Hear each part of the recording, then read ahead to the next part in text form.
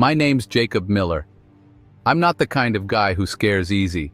I'm 32 now, but this happened a couple of years back, and I'll be honest, it's still messing with me today.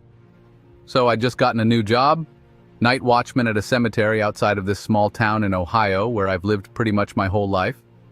Honestly, it was the only job I could find after getting laid off from the warehouse, and it seemed, well, boring, but easy, right? I mean, what's the worst that can happen at a cemetery?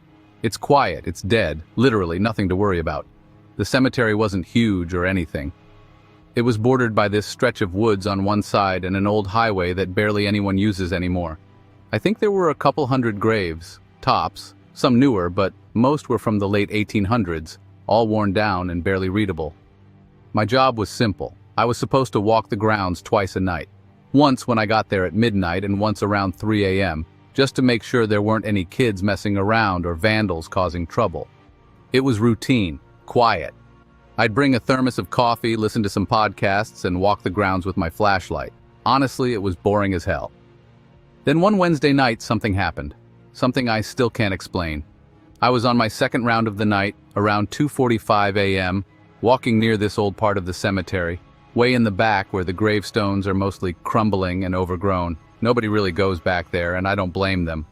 It's creepy, but not in a haunted way. It's just the vibe. Like, this part of the cemetery hasn't been touched in decades. Anyway, I'm walking through, shining my light over the headstones, when I hear this sound.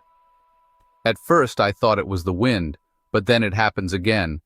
A faint scraping noise, like something being dragged over stone.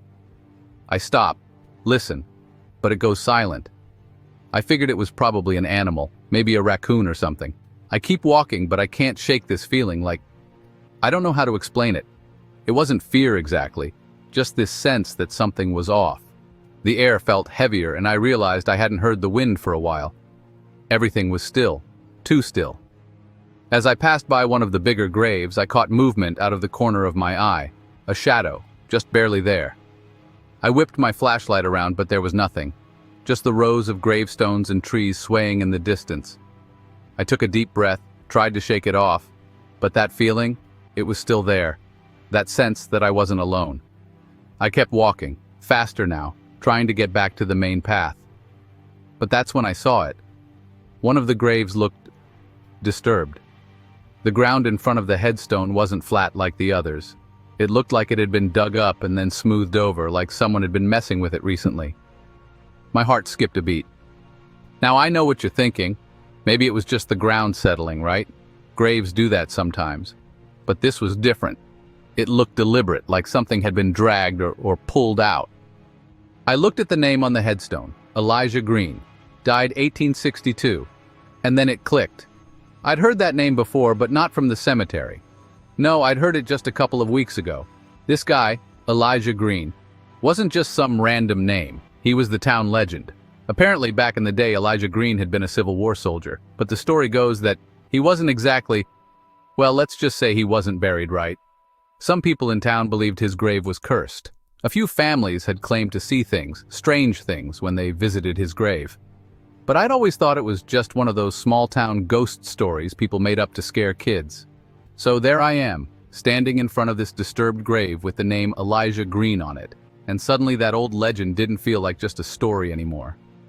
I took a step back, scanning the area with my flashlight, and that's when I heard it, footsteps. Slow, deliberate footsteps crunching on the gravel behind me. My chest tightened, and for a second I thought maybe it was just another night watchman. But when I turned around, there was no one there. Nothing. Just the wind. I could feel my pulse in my throat. I called out, "Hello, is someone there?" Silence. The wind had completely stopped. The air was heavy, thick. I was trying to keep it together, telling myself it was nothing, that I was just tired. But I couldn't shake the feeling that I was being watched.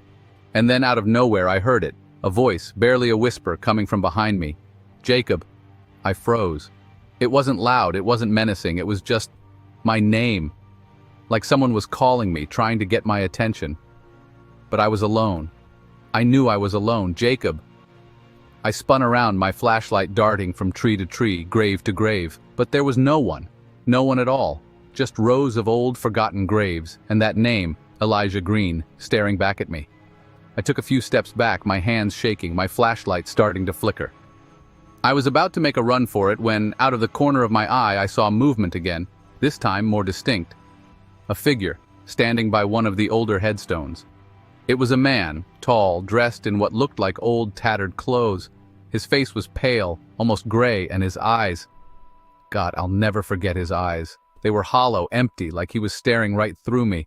I wanted to run, but my legs felt like they were stuck in place. I couldn't move, couldn't breathe, and then in that same raspy whisper, he spoke again. "It's not over."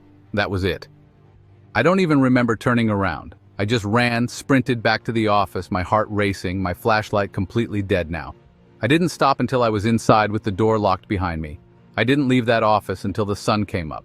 The next day, I quit. No explanation, I just couldn't go back there. Whatever that was, whatever I saw, I couldn't deal with it. It wasn't a trick of the mind. It wasn't my imagination. Something was out there, and I'm never going back to find out what it was.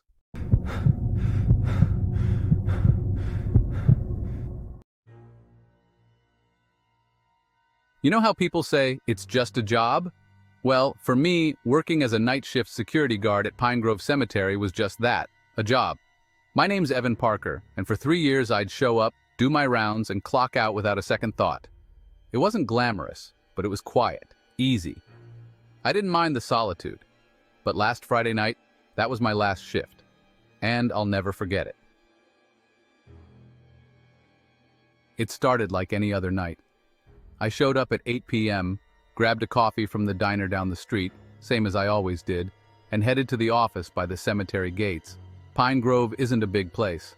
It's about 4 acres, mostly old graves, a few newer ones here and there with big oak trees lining the gravel paths. The town itself is small, so the cemetery doesn't see a lot of visitors after dark. But every night I still did my rounds, just in case.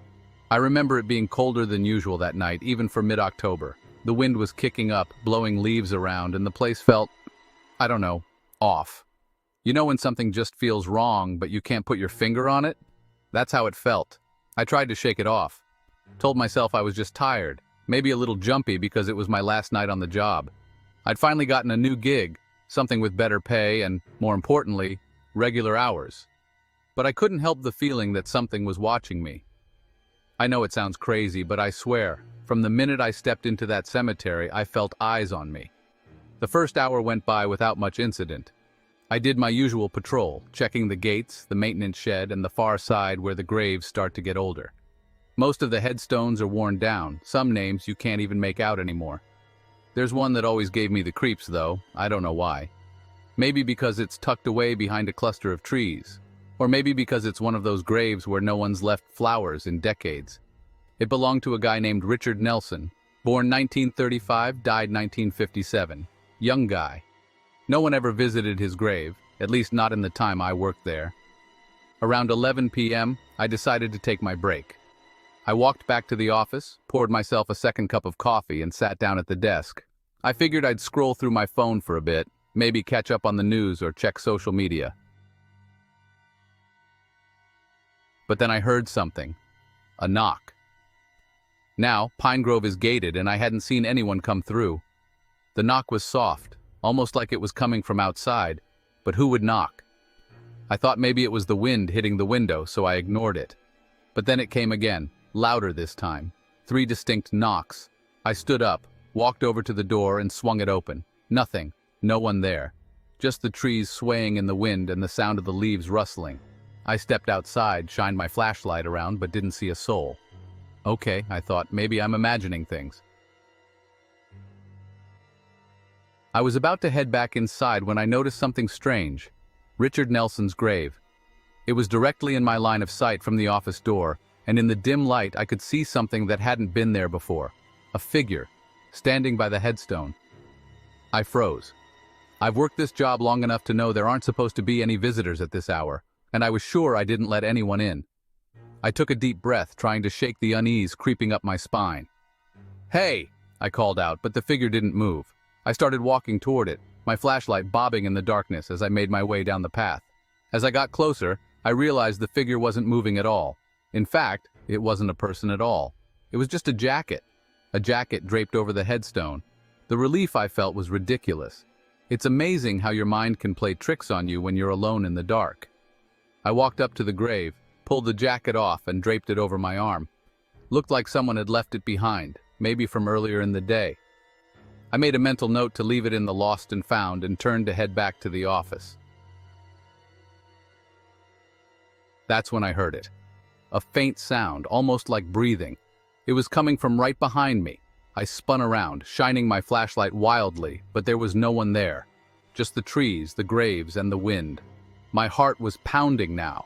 I knew what I heard, but there was no one. I shook my head, tried to laugh it off, but something wasn't right. I could still feel that presence. The same one I'd felt earlier, like someone was watching me, following me. I started walking faster, almost jogging back to the office. But the closer I got, the more I heard it. Footsteps. They were faint at first, but they were definitely there, following me. Every step I took, I heard another one, just a little ways behind me. I didn't look back. I couldn't. My mind was racing, my pulse was in my ears. I fumbled for the office keys, and by the time I reached the door, I was practically shaking. I slammed the door shut, locked it, and pressed my back against it, listening. Silence. I took a deep breath, trying to calm down. But then I heard it again.